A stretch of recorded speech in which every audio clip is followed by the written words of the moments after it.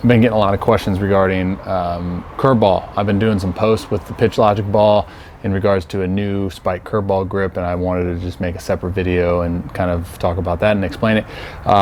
Preface by saying that I was always super anti when it comes to the spike curve. Like, everyone always raves about the spike curve, and when I was going through the whole curveball process, trying to discover a good grip, everyone recommended the spike curve, and just historically I never like it because I've had nail problems throughout the entire like baseball life of mine, meaning like for some reason I get like this nail on my index finger just cracks like in the halfway point for some reason. Not a particular pitch, it's just the way it is.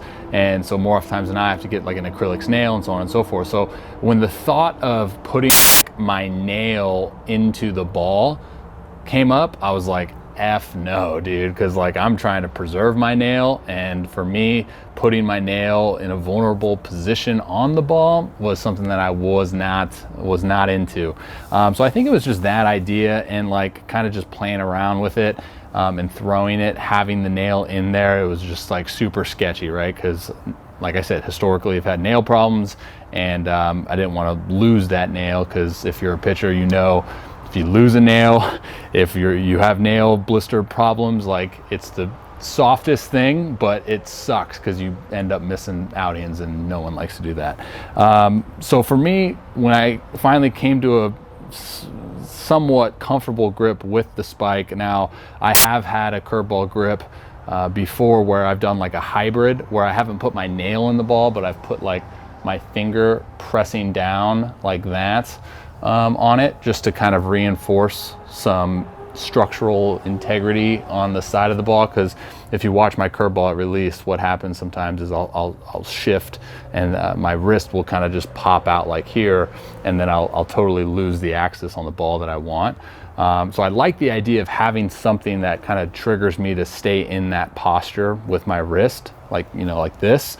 So when I finally went to the spike, it was really just kind of just playing around on winter ball with the Pitch Logic ball, and just like, all right, I'm going to throw it, and literally just 14% effort, and the ball, like, finally I was getting to the axis that I wanted, which was going to mirror the opposite of my fastball. So my fastball around 12:30 till I wanted my curveball to be at it's like 6:30, but it was always like 7:15 because I would always. So finally went to this little grip here. I'll show you.